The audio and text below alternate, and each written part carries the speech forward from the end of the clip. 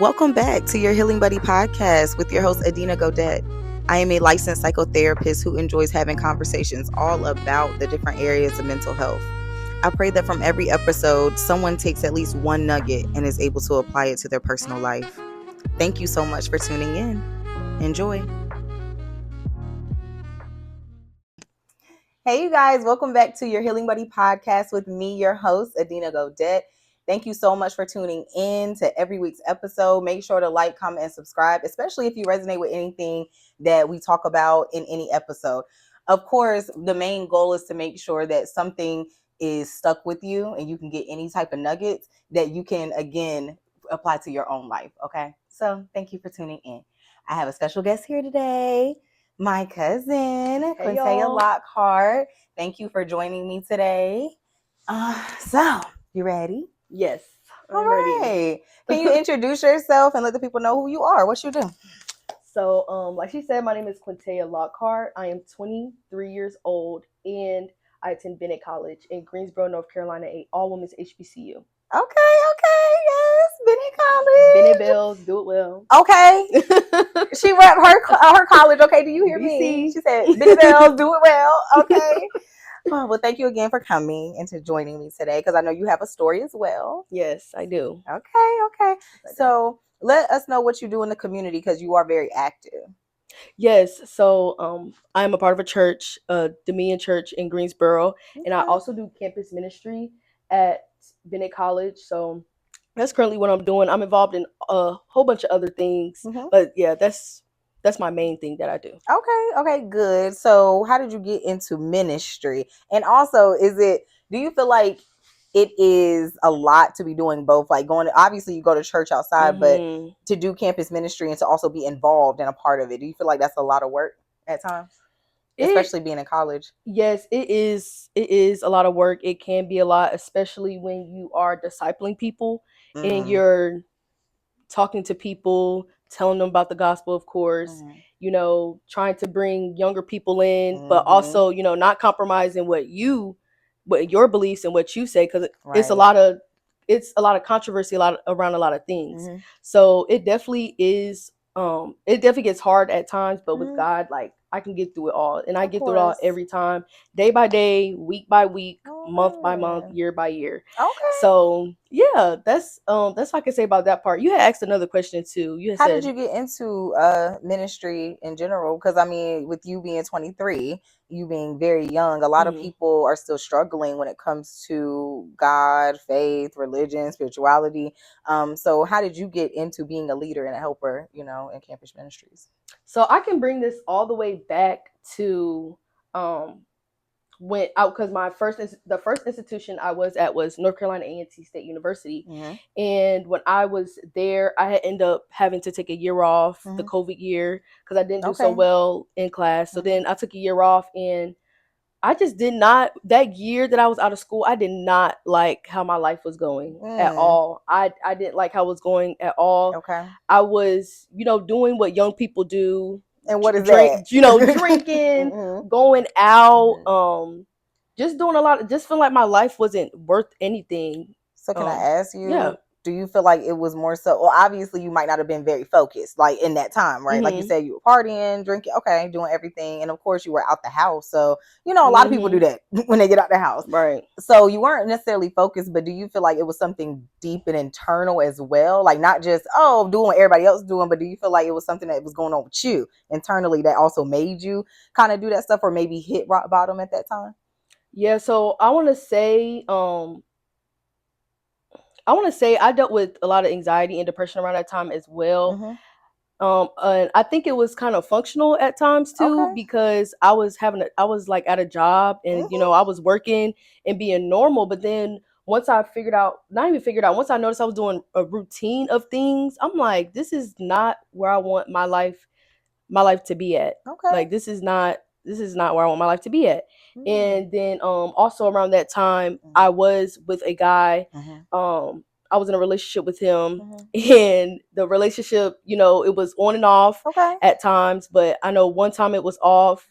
I was just doing a lot of things that I wasn't proud of. I was doing a lot of things I just wasn't proud of as young woman right. at that. And back then, I'm looking back because people around you in social media influence you so much. So the stuff that I was doing, people were, like, oh, it's okay, girl. Like, it's okay. You do what you want to do. Right. He did what he wanted. You do what you want to do. And it's like, no, because I didn't love myself.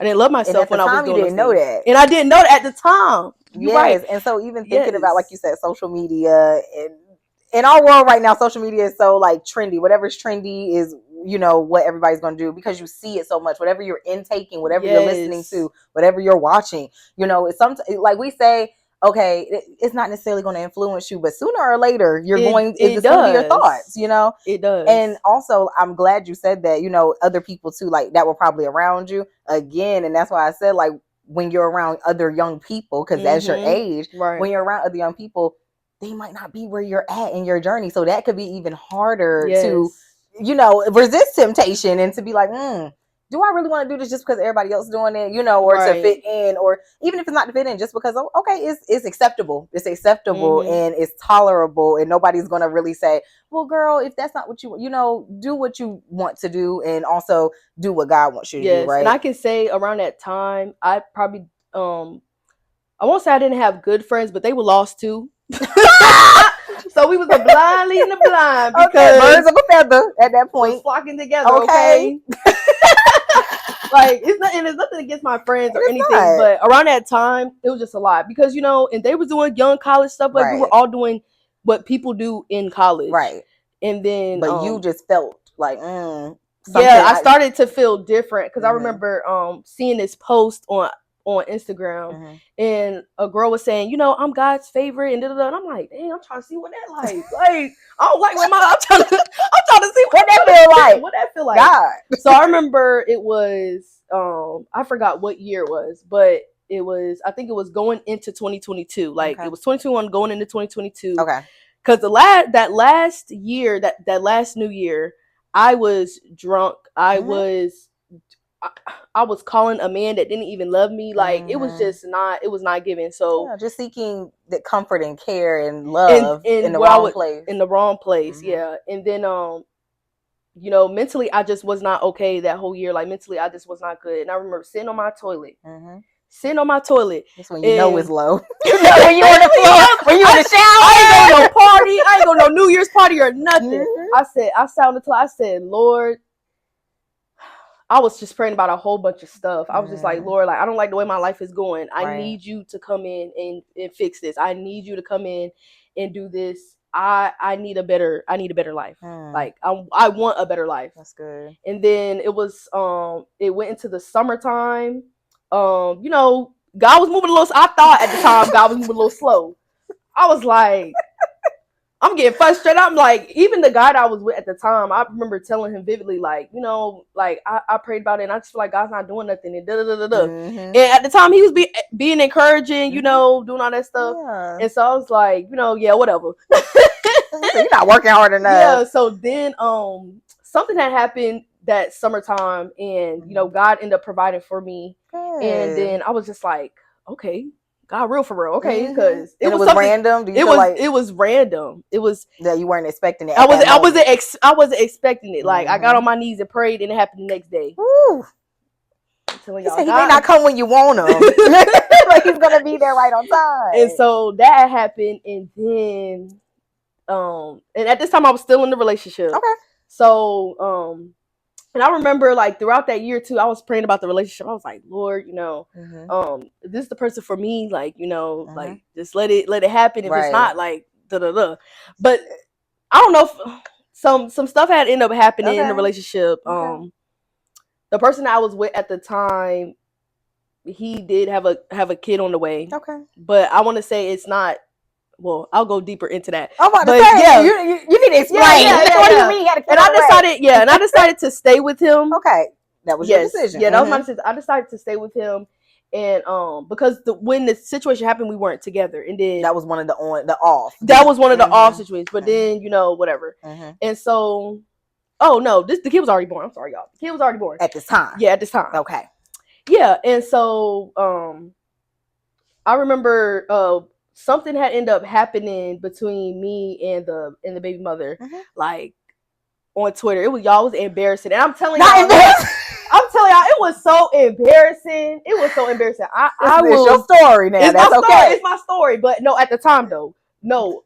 If I could, I thank her now for what she did on Twitter, because if she would have never said what she said on Twitter, I would have probably still been with him, or been with him even longer than I was. And that was God's protection. Exactly. And I thank God for that. I thank God for her. I don't know where she's at, but I truly do, because if she would have never been acting crazy on Twitter, then I would have probably still been with him. Yeah, because you wouldn't have said, this is not a breaking point for me. Like, because everything else, you were like, you know what, I'll tolerate it. I'll accept it. And it also reminds me of that scripture, Genesis chapter 50. I forgot the verse, but it says, what the enemy meant for evil, God would turn it for good. And that was that scripture. What that situation was, that scripture literally manifesting itself and coming to life. Because again, if that would have never happened, I probably would have stayed in that relationship even longer, and it would have just been something toxic. And I'll say, at the time, I could have blamed everything on him, but it was me. In some situations, it was me too. You know, I was young back then. I was doing stuff that I probably shouldn't have been doing, saying things I probably shouldn't have been saying. And at the time, like, that's just what it was. And I grew so much from that. But yeah, and mentally, everybody, I don't know if everybody knows, I pray y'all don't, but going through a heartbreak mentally, this is another time when I knew what I needed God, and I got on my knees and prayed. Because it got to a point where, after the breakup had happened, I was not eating. I don't think I ate. I didn't eat for like a week. Like, I ate little stuff, but I could not eat. I was throwing up water, I was throwing like up liquid. Yes, I was throwing up the acid in my stomach. Like, I was like, that's how bad it was. It was sickening. And I'm like, God was the only person at that time. And that's why I love sharing my story, my testimony about God, because at the time, like, he was the only person that could heal me and make me feel better. And he also needed me to get out of that relationship so I can be free, and I could fulfill my purpose in life. And now I know that's that's what happened, because I'm thinking, like, Lord, you could have already sent me to been college. I could have avoided all of this, but no, he needed me to have that testimony. He needed me to have that time. And that's one thing about God. Like, he's not a God of force. He doesn't force us. He doesn't force himself upon us.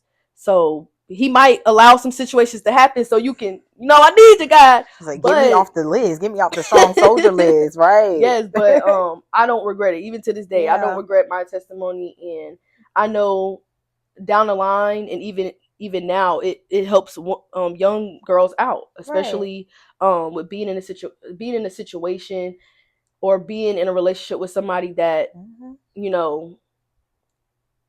it wasn't ever for you, wasn't your person. So that's good. That's especially in the midnight hour, like you said, throwing up, and not eating. It's like, you're at a point where you're like, I really need God at that point, And I have another thing to say, and this will go in how I got to Dominion Church. I remember one night I was crying, and I was like, Lord, like, I need you. Like, I'm heartbroken. These are my words. I'm saying I'm telling the Lord I'm heartbroken. I'm telling the Lord I'm not doing good. I'm not doing okay. And so I remember one of my friends at Bennett, she ended up posting her church, which was the main church. And I was like, okay, I'm gonna go to the church or whatever, I'm gonna go. And so I ended up going to the church, and I remember I was sitting down, I was sitting by myself, and, I was paying attention to the Lord, because at this time I was striving I wanted the Lord so bad. I didn't let nothing get in the way. It was to the point I was praying every day, sermons and everything. But I was like, I need to find a church home. And so I went to the main church, and I remember I was sitting down, and I came in there, and then my pastor, she looks at me and she points me out, and she's like, you come here to the altar. And I'm I've been in church. I've been in church when I was little, but I was not used to something like that. Like, I was used to, what I knew church to be from, when I used to go. Yeah. So she was like, you come here. And I was like, okay, I'm gonna come. I went up there, and I remember she was praying over me, and she said these words. She said, God told me to tell you He's going to heal your broken heart. I said, you said, Jesus. Y'all, I was in there boo-hooing because I was just crying about this last night that my heart was broken. Yeah. And she said that, so I'm just like, hold on. That God was trying to show you, I'm here to comfort you. Yes, like He's here and He's not leaving me and He's never going to leave me. That's what God was doing. That's what God was showing me. And I'm just forever grateful. And, even though that heartbreak was hard, that really was the catalyst for my relationship with God. Yes. But I also know that He always had a plan for me. Even when I was not looking towards Him, trusting Him, He always had a plan for me. Even when I was turning to other things, and not Him, He still had a plan for me. So and that's why again I push young people so hard to get a relationship with God so much. 'Cause I know when people go to college, they're like, oh yeah, go to your first party to have fun. It's your freshman year, and I'm like, no, find you the nearest Bible school, find you the nearest church, because you gonna need it. And that's another thing I want to remind young people. It doesn't happen overnight. It's not something that happens overnight. A lot of new people look at me and they're like, like, I want to be like you and da-da-da. And I'm like, if y'all would have known me a year ago, if y'all would have known me 2 years ago, this was not me. And that's why God had to take you through everything you went through. Because imagine those same people coming to you saying, oh, I want to be like you. And then they look at it as like impossible because you came perfect. Right. Yeah, that's good. Okay, so when you did that and you went to the church, you got prayed over, and again you got that confirmation from God. Is that how you got into the ministry, or did you just continue going to the church for a little bit, seeing how everything went, and then Yes. So I continue going to the church, and then I ended up becoming a member of the church of Dominion Church in Greensboro, and then school was going, and I end up because at the time when I first got to Bennett, I didn't know it was other believers even there. Okay. So I was just, by myself. But one thing about me, I never compromised. I stood on that firm foundation of God, of me wanting God. And it doesn't matter if anybody didn't believe God around me. It didn't matter if anybody didn't. I was promoting God everywhere I go. Like, 'cause God got me here, y'all. Okay. God got me here. So I'm gonna stand on that. Yeah. And so other girls end up seeing that, and other girls just end up coming to me like, oh, are you a believer? Or they'll just ask for advice. So then I end up bringing girls to church, like car packed. Like I have a 2014 Kia Sorento. So how many seats that got? It got 1, 2, 3. It got 4 seats, but still, car was packed. Yeah, it was packed. Everybody, sometimes multiple trips. Like I was really pulling the girls in, and it went to the point where I think it was like maybe 2 or 3 college students that were going to that church. Now it's like the whole middle section is filled with college students. And that was nothing but. How you are an innovator. Do you see how God used you to bring the young people in? Oh, yes, my goodness. That was nothing but God. And also God, and it's crazy because a lot of people will say like, God confirmed things, but like I was doing stuff first, and then that's when I found out, okay, I'm an evangelist. Like God, this is my purpose. This is one of my purposes, because He continues to reveal my purpose to me day by day. But yeah, I'll say that's how I started, bringing the girls in, and then on campus. What really started the on-campus ministry, it was me and 2 other friends. So, first I started a prayer circle. Okay, and I could admit a lot of girls weren't coming. Like the first one, it was, it was a little packed. And our school is smaller, so it was like 5 people. So that was packed. You said that is packed for us. Yeah, that's packed for us. And so, it was the prayer circle. I started doing that, and then it got to a point where we seen how things were going on campus, and it was not good. Okay. A lot of girls there, they were dealing with, anxiety, depression. And what can you do when, all I could do, all I had at that time was my influence. Right. And that's worked as well. But I remember me and 2 other girls, we prayed for campus every Wednesday, and we started praying for campus every single Wednesday. And then, people seen that. And so now it got to the point where now staff and faculty were starting to notice me. Or I don't want to even notice me. I won't say noticed me, but they knew like I was the person that was bringing people to church and doing this and doing that. Mm-hmm. And then it got to the point where, okay, I wanted to start doing more stuff for campus. Mm-hmm. And I can say, just with that influence with the students, because the students talk to the faculty. So just with that influence, people would see that. And then it got to the point where they were like, oh yeah, Quintaya, we like you, like we want you to do campus ministry. And so now this year, for the school year of 2024-2025, Benning College will have campus ministry. Yay! So I am excited about that, and I am so thankful for that. Oh my goodness. Yes. Literally visually seeing your progress from then to now. Let me ask you this. Is that something that you say a lot, your testimony, to other people and to other girls and, the people in the campus? Are you talking about like from where I started from, or? Yeah. I'll say in certain, I do try to say that a lot. I won't say a lot. I do try to say that, but it depends on the person, because some people, they probably did grow up in church their whole entire life and they already know, but they still don't, live for God at that point, so some people just need to see like that is possible. And I do try to bring up to another group of girls or people in general. I do try to bring up, I was doing the same stuff y'all was doing not that long ago. So, it's definitely possible. I try to bring that up too, because some people will look at you and think, oh yeah, like she thinks she better than us. But they're only looking at now. I'm like, no, the same stuff that you was doing, I was literally doing that. Right. I'm not better than anybody. I still, to this day, I still make flaws, but God knows that.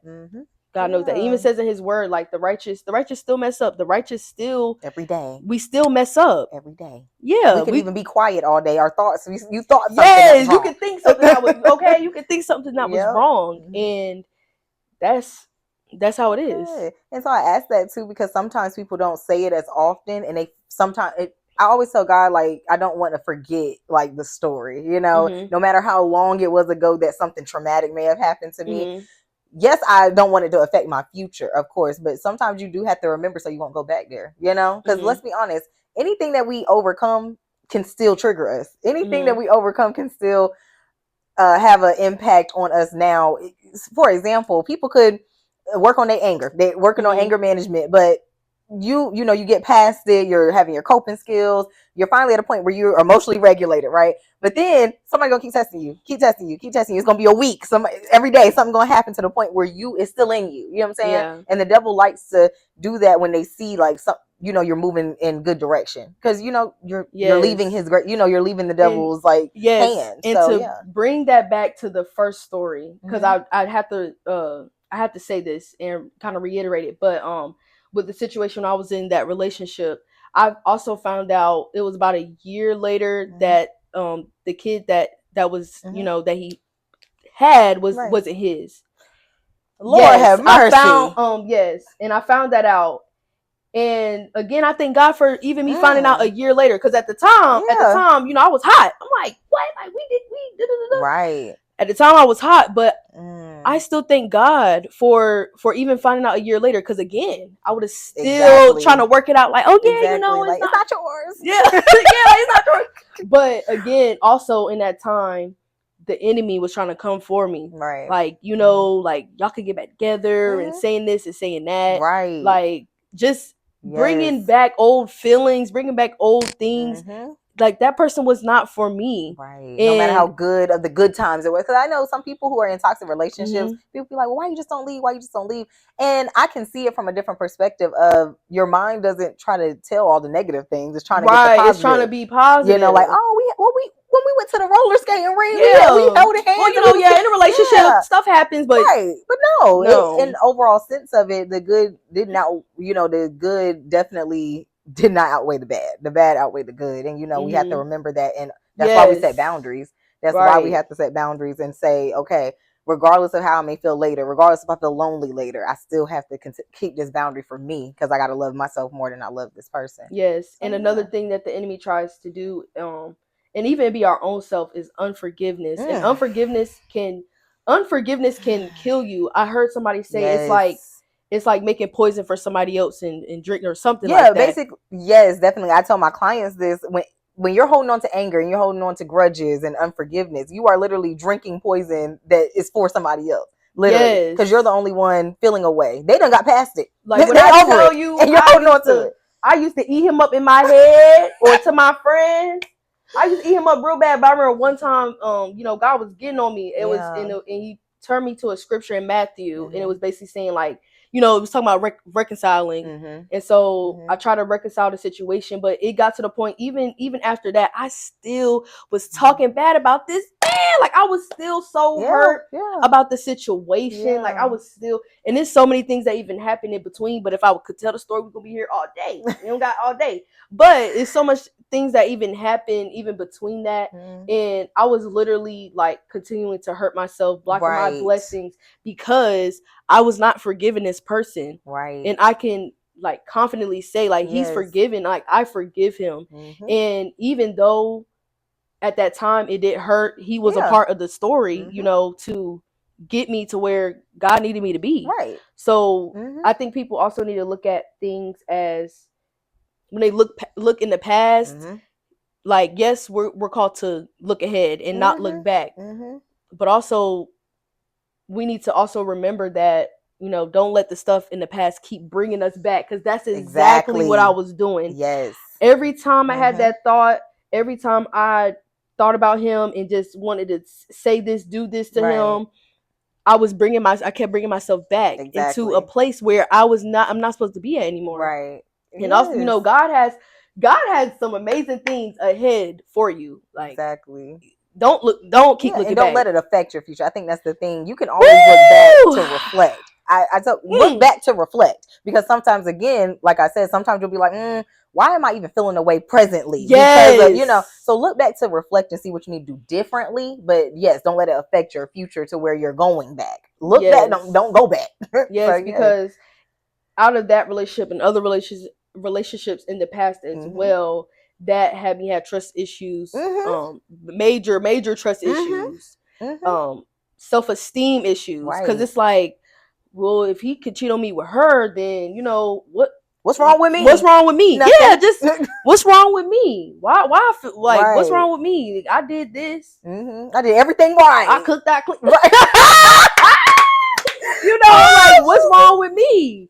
Like do I, And it's nothing, and we can't internalize things that people are going to do. Because again, like you said, if you did everything right, then obviously, you know what I'm saying? Not saying not saying that you're perfect, but again, people do what they want to do, and we cannot project that onto ourselves. You know what I'm saying? So if he did that, that was because he chose it was a choice that he made, not because Quintaya didn't do this right, or Quintaya didn't. No, that was something that he chose to do. Because regardless if you did everything right, that could have been a conversation then. Like he could have said, okay, well, maybe this is what I would like in the relationship, or this, you know what I'm saying? So no, it's always a choice. Always a choice. And just to even bring it back to God, I love God, y'all. So I'm gonna bring it back to him all the time. I don't care, but just to bring it back to him, once you know your true identity and what God has called you to do, I'm a child of God.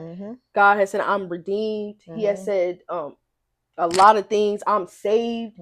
Once you know your true identity, stuff like that will not happen to you or happen to you as often. Those thoughts will not invade your head. They're not going to invade you because you know your true identity. You know who you are. God did not. You might go through some struggles, but he didn't mean for you to stay in the struggle. He didn't mean for you to go back to the struggle. He didn't want you to, be in the struggle. So I just think once people know truly who they are, and I think that's I feel like that's a big thing, especially with the young generation. A lot of people don't know truly who they are. The world calls you a lot of things, but God calls you a child of God. He calls you his masterpiece. Like God calls us his masterpiece. So when you really know that, you nobody can tell you anything if you live in your truth. And I say that a lot. Like nobody can come to me and be like, oh, you're this mean, terrible, whatever person. I'm gonna be like, okay, that is your opinion. You know what I'm saying? But if I know that I'm a person who is caring and who is considerate and who does, love the Lord when it comes to things, and I try to be Christ-like. Of course, not perfect. Of course, not perfect, because there are going to be things, but to do your best. You know what I'm saying? Like, the only people can hurt you with words is literally when you are believing what they're saying. Like they're confirming what you're saying in your head. So again, even going back to what you said with like the confidence and the self-esteem issues, right? Of course, things like that, like, oh, he went to somebody else. Okay, cool. Yes, that obviously normal. It's normal to have self-esteem issues in that moment. But we have to understand, you even being with him in the first place, like you know, like you said, being in a toxic relationship, that already confirmed you in general did not see your own self-worth. So him doing that just confirmed in your head, like, oh dang, like maybe I'm not, maybe I'm confirming in my head what I already thought about myself. So that's why it hurt as much, because again, it's going to hurt regardless, but it wouldn't be as bad as it was, like, you know, the super heartbreak and, you know, hurting you as much as it did to that severity if you already had a good self-worth. Do you know what I'm saying? So yes, it would have hurt, but it wouldn't have been so, you know, because your self-worth was already, you know. So when we think about that, we do have to think, why is this hurting me so much? We can't just put it on the other person. We have to say, what do I think of myself? So maybe that's why. So because if we're really being honest, not saying I would go back and do this, because I know, but if we're being honest, like as soon as I found out about the kid, that was his, not his, you know.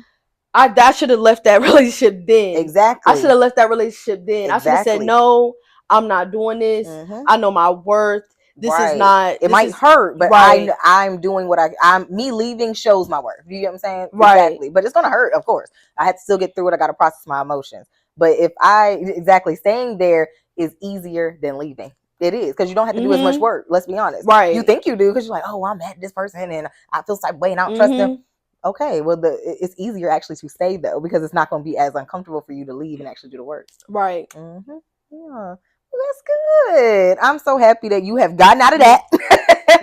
And you have done the work, one, of course, with God, but I think too, going back to mental health, you said you were dealing with anxiety and depression too. So what are some of your like coping skills, some things that you do to kind of help combat that, your anxiety and depression? Coping skills, what I did at the time, it was crazy because at the first time, I didn't know what I was really dealing with was anxiety. And then once I figured out that it was anxiety, that's another thing. Don't claim it. Everybody, stop claiming it. Stop claiming that you have anxiety. Because it got to the point where, okay, I knew it was anxiety. And I'm like, oh yeah, y'all, I got anxiety. I be having anxiety.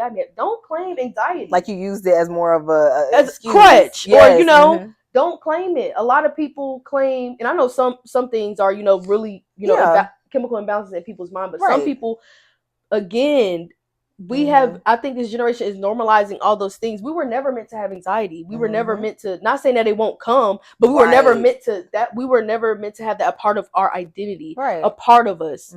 Just like, you know, something to disrupt you. It's still disrupting you. It's disruptive. It doesn't help. So I want to say, like, that's one of the first things. Stop claiming anxiety. Stop saying, you know, I'm just a person with anxiety. No, you don't have to be a person with anxiety. You don't have to be a person with anxiety. And I think one of the second things I've done too was pray. For sure, pray. Because you know, prayer is powerful, and a lot of people think you gotta. Oh, Lord, no, you don't got to do all that. The long ones too, the ones on your knees that grandma used to pray. Yes, you literally just have a conversation with God. Just have a conversation with God. Just let him know, like, God, I'm feeling like this. I am not okay. I need you. That's it. That's all. And I promise he'll show up. And I'll say the third thing is probably journaling. Okay. Good. But when I do journal, I journal to God. You know, but I do journal, but it's also good to journal because then you can look back at the stuff that, you know, the stuff that you were going through at that time. And then once you look back at it, you're like, if God got me through this, he gonna get me through this current situation that I'm in now. Because that don't mean the anxiety won't come back. That don't mean stuff won't happen, stuff won't come back. But now you actually have a way of dealing with it. You have a way of putting your trust somewhere else and not putting the trust in yourself. I like that. Because when you put the trust in yourself, that's good. You're bound to crumble. Yeah, so. Definitely. Because we wishy-washy. Let's be honest. we real wishy-washy. God is not wishy-washy with us, you know. And that's why sometimes what is it? They say we can't lean on our own understanding. So because we're emotional, like literally, and you know, so it goes back and forth with that. We will literally follow our emotions sometimes before logic. So yes, definitely, you know. But that's good. I like that. And I want to say too, just to pause for a second. She did say journaling. I did want to say, with anxiety in general, if you are dealing with anxiety, one of the good things is journaling, but I say do it in a different way too, where if you write out what you are anxious about, like what you are worrying about, what you're nervous about, what you keep doing the worst case scenario about, make sure you actually write that out. And then one, it helps you to see it, two, to get it out your head and stop ruminating. Because let's be honest, when you're having anxiety, the same thoughts ruminating, just circling, just circling. Exactly. And it's not coming out. So one thing you can do is actually write it out. One, it slows your thoughts down because your hand cannot be as fast as your mind. Just is what it is. Y'all, my hand be hurting when I be exactly. So it slows you down, like it slows your mind down, but also write out other scenarios too, because of course in your head you're only going to think about the worst case. So now that you have written out the worst case, right now, okay, well, yep, that could happen, but what else could happen? What are the other cases that could happen too? And sometimes it helps you to see visually, okay, let me add some logic in here. Even though, yes, that's the worst case, I wrote down all these other cases, which one is most likely to happen? So that can also help too. And I wanted just to say that too, just in case somebody is dealing with that as well and wants other ways to journal. So that's good. Okay. Well, let me ask this. Is there anything else that you would like to share or any advice that you would give to the young people, in your age bracket? Yes. So, number one, I would say, please, wherever you're at in your walk with God, even if you are at the fence of not even believing in him, please give him a try. Give him another try. Give him another try. Give Jesus another try. Call on him, call on God, and I promise you he will show up. That's number one. Okay. And I say number two, especially with young with younger individuals, never compromise. I mean, I know at first you might not know what's right and what's wrong at first, but I promise you God will show you. And just never compromise your beliefs. Never compromise what you believe in to go out and do whatever. Just don't ever compromise, because it will get to the point where God will start revealing things to you, revealing friends, revealing places that you're in that you're not supposed to be in, and you just never want to compromise for the Lord, and you just always want to strive. And then just another thing, don't give up on your walk with God. Don't give up on your walk with God. Don't give up on your time with him. Just don't give up, even if it seems hard, even if it seems impossible. Don't give up, because if I would have given up at the first inconvenience that there was, it wouldn't be girls that are now having a relationship with God and going to church. It just wouldn't have happened. So if you want to spend your time, well, no, let me say this. It's time. It's right now is the time to get it right. Right now is the time. If you're thinking about it, having second thoughts, like, I pray and hope that anybody who sees this, they know that it's possible to get closer to God, and or just trust him to fix you, trust him to fix your life. I mean, we're never really perfectly fixed, but trust him to guide us to where we're supposed to be at. So that's what I'm gonna leave with the young people. Good. Thank you so much for coming. Thank you so much for sharing your story, because let's be honest, sometimes that can be a vulnerable thing too, going back and going back to what it is. But I think, like you said, we got to go through the test to have the testimony. It's for somebody else. A lot of times, yes, it's for us, but it's never just for us. God doesn't make us go through things just for us. It is for us to keep it secret. Exactly. We got to share, because everybody going through something, even if it's not at this second, everybody has went through something and will go through something.